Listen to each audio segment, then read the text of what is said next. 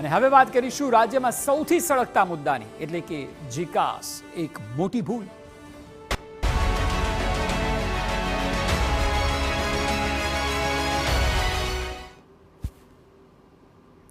જે વ્યવસ્થાથી સમસ્યાઓનો કાયમી અંત આવવાનો હતો, જે વ્યવસ્થાથી માથાકૂટ દૂર થવાની હતી અને જે વ્યવસ્થાથી વ્યવસ્થા જ સુધરવાની હતી, તે જ વ્યવસ્થા શરૂઆત સાથે જ પડી ભાંગી. વધુ મેરિટવાળા રહી ગયા. ગર્લ્સ કોલેજમાં બોયઝને પ્રવેશ અપાયો. રાજ્યની સરકારી યુનિવર્સિટીઓમાં પ્રવેશ માટે તૈયાર કરાયેલા જીકાસ પોર્ટલને લઈને હવે આવી અનેક ફરિયાદો સામે આવી રહી છે.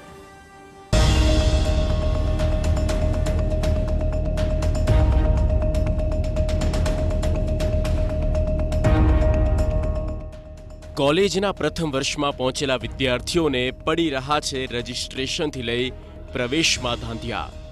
વેરિફિકેશનની સુવિધા ન હોવાના કારણે પ્રથમ વર્ષે જીકેસ પોર્ટલ નિષ્ફળ રહ્યું હોય એવી સ્થિતિ જોવાઈ રહી છે.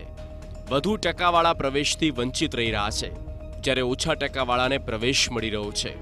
હદ તો એ વાતની છે કે ગર્લ્સ કોલેજમાં બોયઝને પ્રવેશ ફાળવી દેવાયો. પ્રથમ વર્ષના વિદ્યાર્થીઓ માટે શૈક્ષણિક સત્રની શરૂઆત 24 જૂનથી કરવાની હતી. એ સમયે હજુ પ્રથમ રાઉન્ડની પ્રક્રિયા પણ પૂરી નથી થઈ.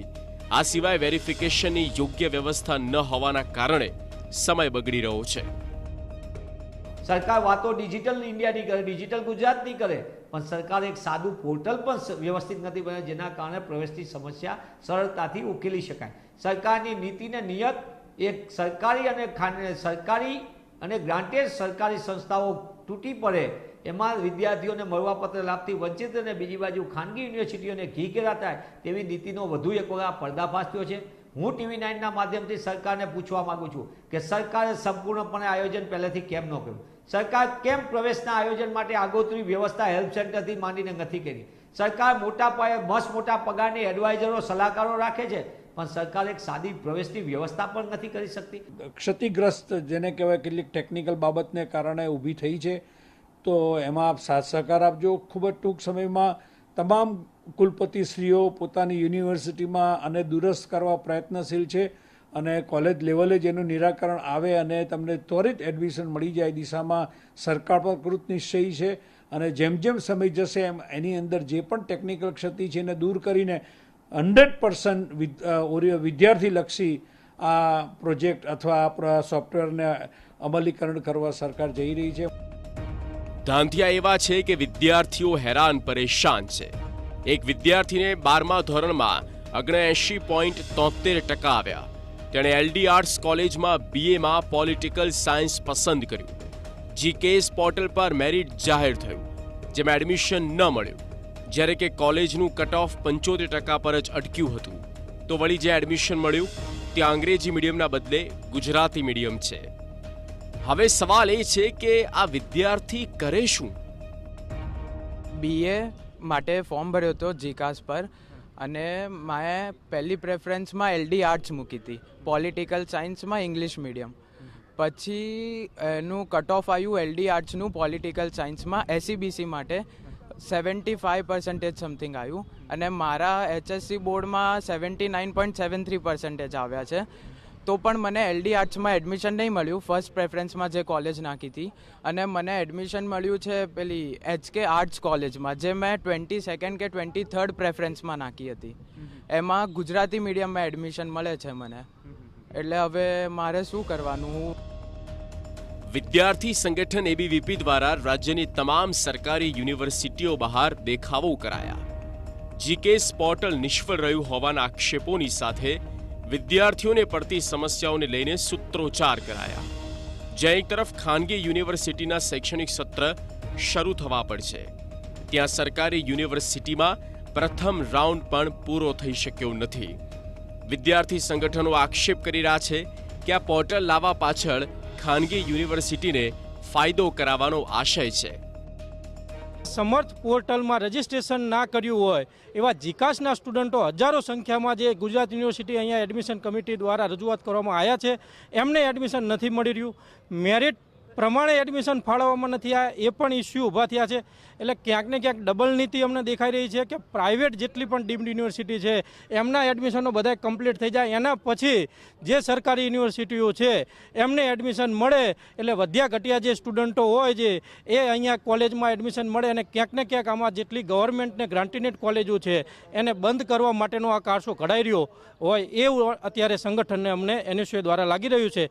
એનએસયુ અને યુથ કોંગ્રેસ દ્વારા એવી માગણી કરવામાં આવી રહી છે કે જો વિદ્યાર્થીઓને આજે હાલાકી ભોગવી રહ્યા છે એ ટૂંક સમયમાં નિરાકરણ નહીં લાવે તો ઉગ્ર આંદોલન કરવામાં આવશે અને જરૂર પડશે તો યુનિવર્સિટીની તાળાબંધી કરવામાં પણ આવશે. જીકેએસ પોર્ટલમાં રજિસ્ટ્રેશન સમયે સ્ત્રી કે પુરુષ દર્શાવવામાં આવ્યું નથી, જેથી 375 વિદ્યાર્થીઓને ગર્લ્સ કોલેજમાં પ્રવેશ ફાળવી દેવાયો. સાથે વેરિફિકેશન વ્યવસ્થાનો પણ અભાવ છે, જેથી પુનઃ રજિસ્ટ્રેશન અને વ્યવસ્થા સુધારાની માંગ કરાઈ છે.